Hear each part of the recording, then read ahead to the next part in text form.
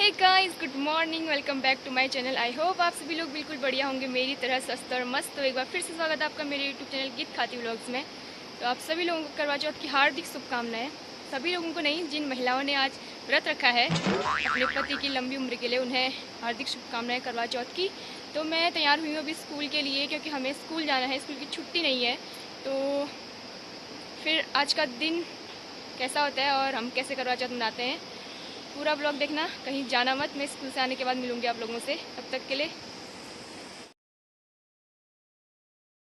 दोस्तों, मैं आ गई हूँ स्कूल से घर और अभी टाइम हो रहा है 4। तो हम जा रहे हैं शिव जी के मंदिर में सूर्य की पूजा करने के लिए। तो मैं मिलूंगी आपसे सीधा मंदिर में जाके। A few moments later. हम लोग जाने लग गए हैं मंदिर स्कूल से आने के बाद। मैं थोड़ा स्कूल से लेट ही आई यार, 3 बज गया था। तो अब हम मंदिर में जाके सूर्य की पूजा करने वाले हैं और फिर दिखाऊंगी उससे आगे का आपको। दोस्तों, मैं पहुंच गई हूँ मंदिर में और मैं अब करूँगी शिव जी भगवान की पूजा।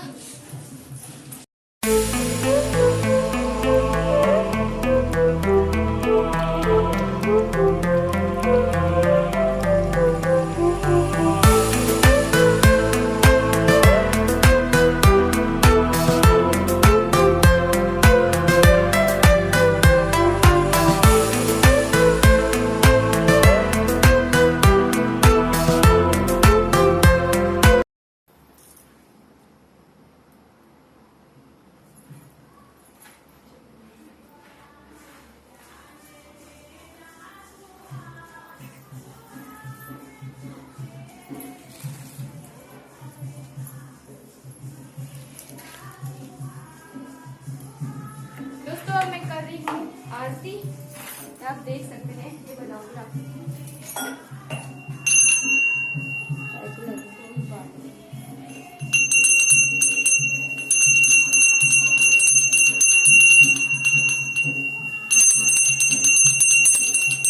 तो दोस्तों, मैंने पूजा कर ली है। अब हमारे बगल की पड़ोसन दीदी पूजा कर रही हैं, शिव जी में पानी चढ़ा रही हैं। तो दोस्तों, बहुत अच्छा लग रहा है अभी, मन बहुत ज़्यादा हल्का हो गया मंदिर में आके। इतने शुभ अवसर पर हम मंदिर आए हैं शिव जी के, और इससे ज़्यादा अच्छा मौका और हमारे लिए हो भी क्या सकता है करवा चौथ के दिन। अबे जल्दी बोल, कल सुबह पनवेल निकलना। अभी तक मैं इतनी ज़्यादा काँप रही थी, बहुत ज़्यादा कंपन हो रही थी मेरे हाथ में, और शरीर भी पूरा कंपन ही कर रहा है भूख के मारे। लेकिन अब मंदिर में आके इतना अच्छा लग रहा है, मतलब क्या बताऊँ आपको। ऐसा शुभ अवसर हमें मिला है करवा चौथ के दिन मंदिर आने का। शिव जी भगवान के दर्शन भी हो गए, थोड़े बहुत भजन कीर्तन भी करेंगे अभी बाहर पे, और सूर्य की पूजा करने के बाद फिर हम लोग घर की ओर जाएंगे।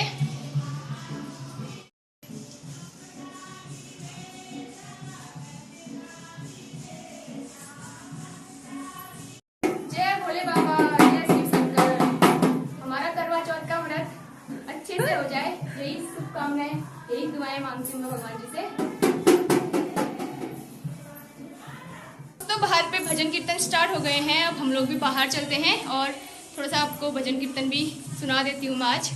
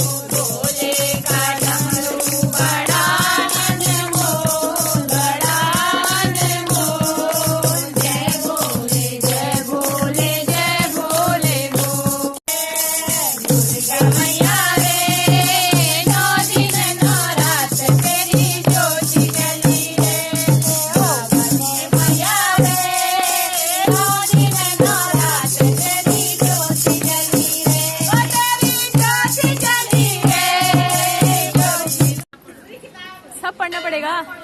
जेठानी की कथा भी पढ़नी नहीं। करवा चौथ की कथा स्टार्ट हो रही है अभी।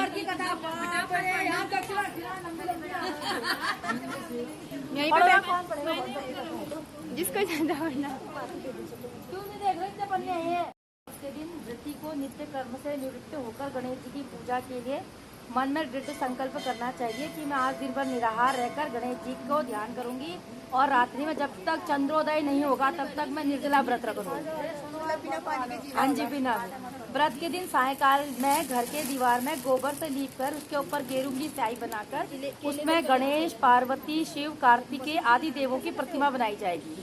साथ ही एक वट वृक्ष यानी बरगद के पेड़ मानव की आकृति बनाकर दिखाई जाएगी।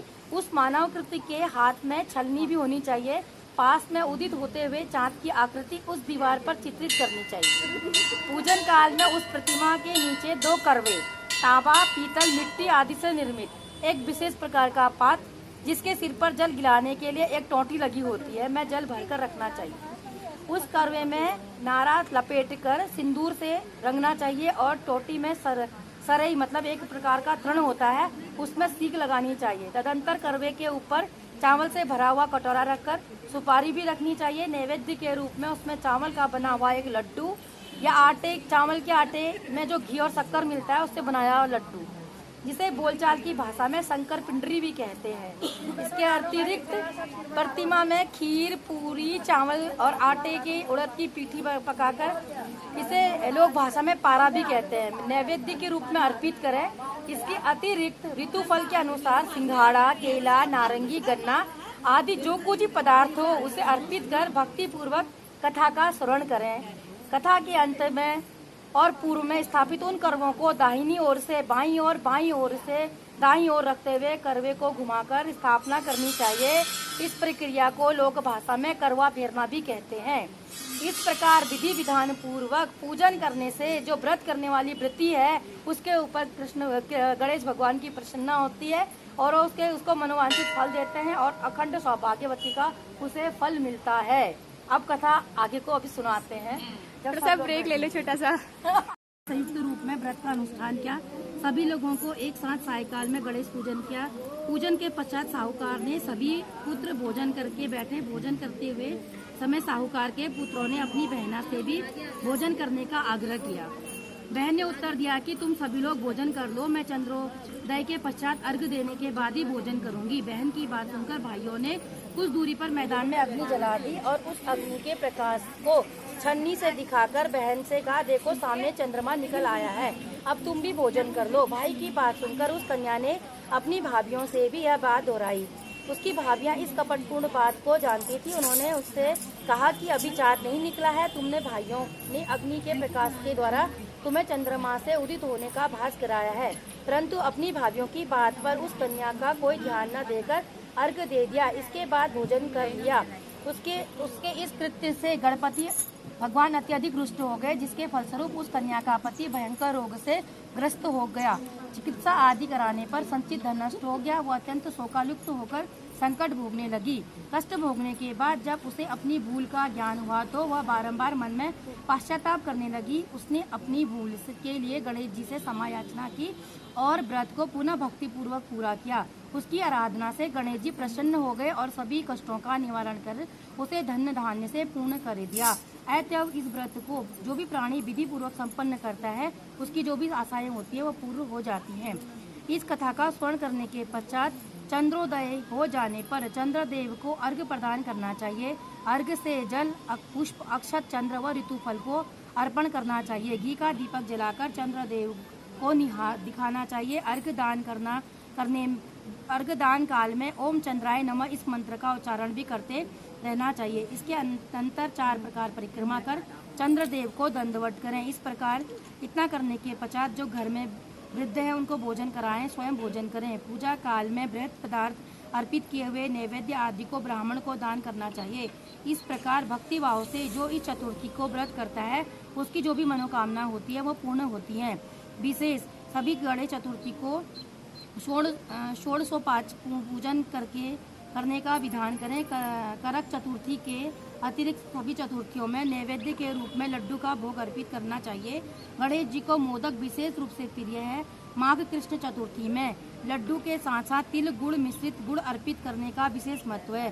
पूजा में चढ़ाए गए लड्डुओं के आधे लड्डुओं को किसी सुपात्र ब्राह्मण को दान स्वरूप वितरित करना चाहिए। शेष लड्डुओं को प्रसाद स्वरूप बंधु बांधवों के साथ स्वयं ग्रहण करना चाहिए। ऐसे करने से सब सुखों का मार्ग प्रशस्त होता है। करक चतुर्थी, करवा चौथ भी पढ़ना है। एक व्रत को दिन में निराहार रहकर स्त्रियों द्वारा किया जाता है। रात्रि में चंद्रोदय होने के बाद दीवार पर बनी हुई आरोही माता के चित्र के सामने किसी एक लोटे में जल भर रख दें। चांदी द्वारा निर्मित चांदी की बनी माद बनाकर रहने वाला एक जंतु की मूर्ति और 2 गुड़िया रखकर उसे मोली नारा में नूथ लें। तत्पश्चात रोली अक्षत से उसकी पूजा करें। पूजा के बाद दूध, भात, हलवा आदि उन्हें नैवेद्य में अर्पित करें। तदंतर पहले से रखे हुए जल पूर्ण पात्र में चंद्रमा को अर्घ्य दान करें। इसके अनंतर हाथ में गेहूं के 7 दाने रखकर आरोही माता की कथा सुने। कथा सुनने के बाद नारे में पिरोई गई आरोही माता को गले में पहन लें। अर्पित किए हुए नैवेद्य को ब्राह्मण को दान दें। यदि ब्राह्मण ना हो तो अपनी सास को ही दें। इसके अनंतर स्वयं भोजन करें। प्रत्येक संतानोत्पत्ति के पश्चात एक एक आरोही की मूर्ति पूर्व में गुथे हुए नारे से बढ़ाती जाए। प्रत्येक पुत्रों के विवाहांतर भी इस प्रकार की क्रिया दोहराएं। जब भी गले में आरोही उतारने की आवश्यकता पड़े तो किसी भी शुभ दिन से उतारकर उन्हें गुड़ आदि का नैवेद्य जल काचमन कराकर रखें। ऐसा करने से संतान की वृद्धि होती है। आरोही अष्टमी पूजन के बाद ब्राह्मण को कुष्मांड पेठा दान में करने से विशेष फल प्राप्त होता है।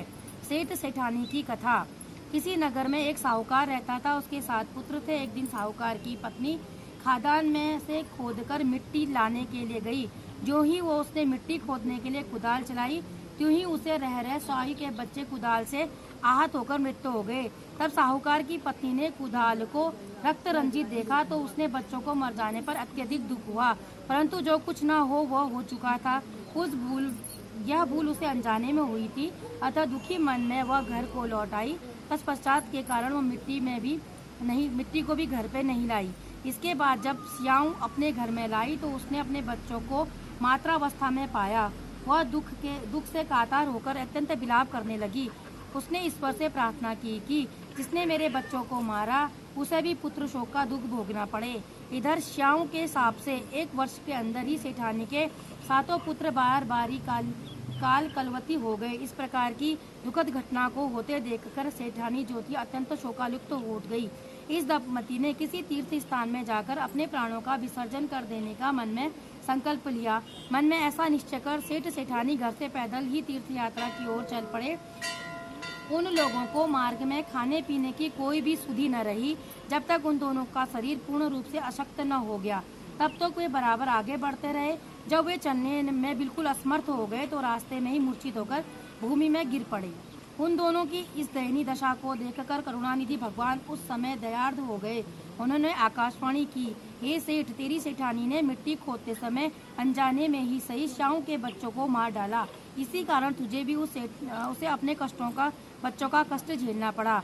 भगवान ने आज्ञा दी कि जब तुम दोनों घर जाकर गाय की सेवा करोगे और अहोई अष्टमी आने पर विधि पूर्वक प्रेम से अरोही माता की पूजा करो।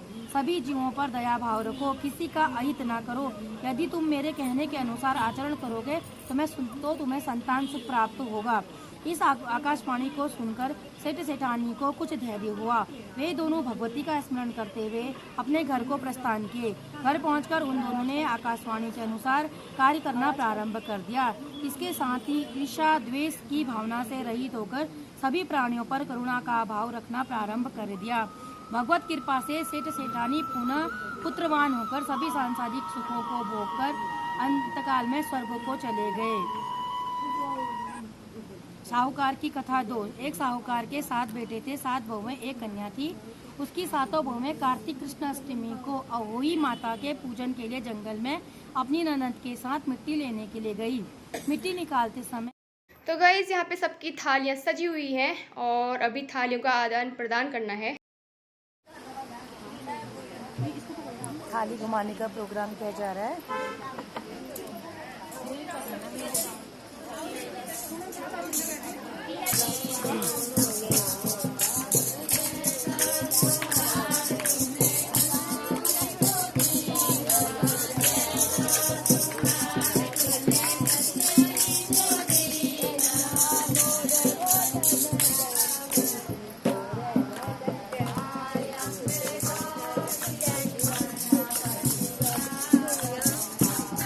आप लोग अच्छा यहाँ घूमने आए होगे ना? कैसा लग रहा है यहाँ? मजा आ रहे हैं?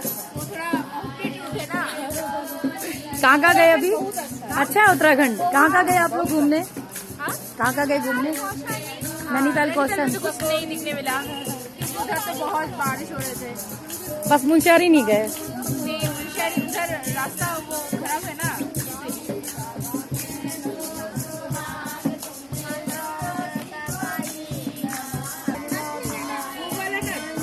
वो मार्केट से मिलता है रेडीमेड। हम लोग निकलेंगे हाकल मिनिस्टर के लिए। वो बहुत अच्छी जगह है वहाँ पे।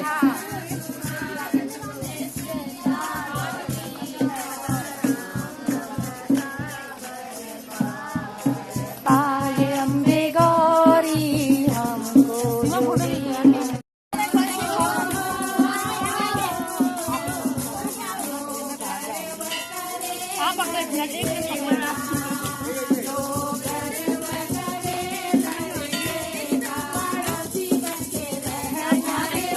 देखिए आप लोग, सब लोगों के हाथों में मेहंदी लगी है। काफी सुंदर सुंदर मेहंदी गोरे गोरे हाथों में। सबके पति उनके बीवी के हाथ पहचान ले। नाम नहीं लिखा है ना, तभी तो ठीक है।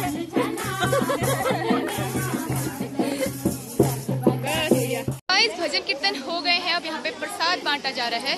जो श्रृंगार का सामान होता है और जो फ्रूट्स होते हैं वो बांट रहे हैं। हो गया, सबको मिल गया। हाँ।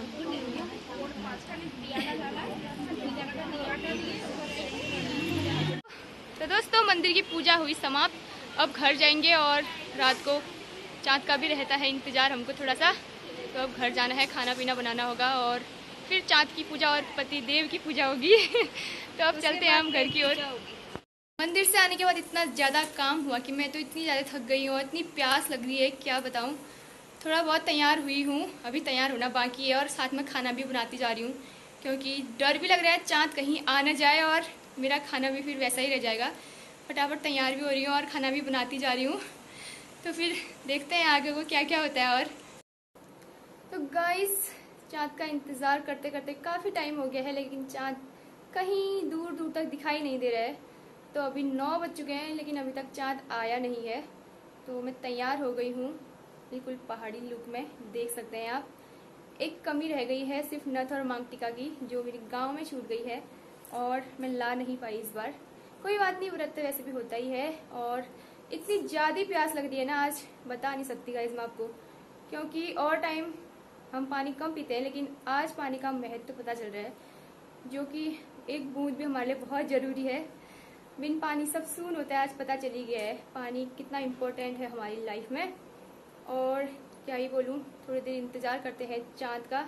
आता है तो ठीक है, नहीं आता है तो भी इंतज़ार तो करना ही पड़ेगा। तो देखते रहना आगे को क्या क्या होता है और क्या ही बोलूँ।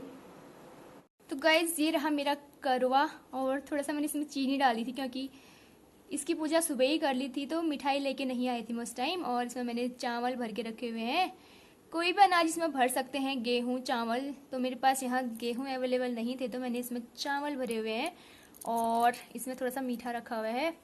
और ये हमारी सीख है जो कि करवे का जो नल होता है, मुख होता है, उसके अंदर डालना पड़ता है इसे। और गाइस मेरी पूजा की सामग्री सारी तैयार हो गई है। ये दिया है जो छत पे जाके ही जलेगा और इसमें चंदन टीका अक्षत, इसे भी मैंने अभी पानी नहीं डाला है, इसमें भी छत पे जाके ही डालूंगी। और इसमें थोड़ा सा मिठाई और पकवान है जो चंद्रमा को चढ़ेगा उसके बाद ही हम खा सकते हैं। और इसमें पानी डाला है जिसके लिए आज मैं बहुत ज़्यादा तड़प रही हूँ, बस इसी को पीना है आज। और ये है छन्नी जिससे अपने पति का चेहरा देखते हैं। तो सामान तो रेडी हो गया है, बस अब है इंतज़ार तो सिर्फ चाँद का। तो तो गाइस फाइनली चांद आ चुका है और हम जा रहे हैं छत में। चलो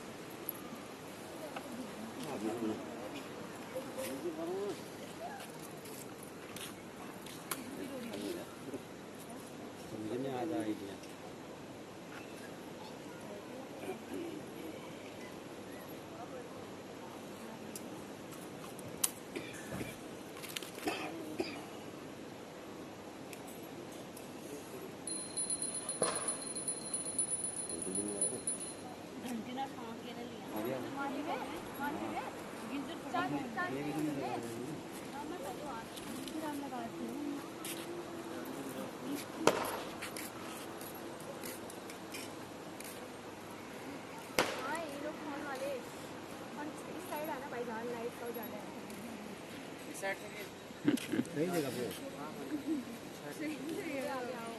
ये देखो ना DSLR वाली आ रही है।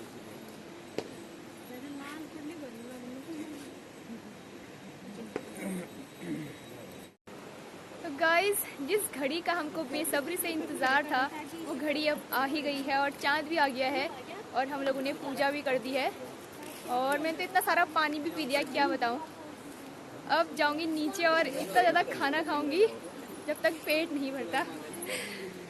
तो पूजा वूजा हो गई, अब हम जाते हैं नीचे। तो गाइस भूख के मारे हालत ख़राब हो गई है। अब मैंने पानी पी लिया है और थोड़ा सा मीठा भी खा लिया है, अब थोड़ा ठीक है। खाना खा लेते हैं और आज का ब्लॉग यहीं एंड करते हैं। अगर आपको आज की वीडियो पसंद आए तो इसे लाइक करना, शेयर करना और सब्सक्राइब करना और कमेंट करके बताना कि आपको आज की वीडियो कैसी लगी। मिलेंगे अगली वीडियो के साथ, तब तक के लिए बाय बाय।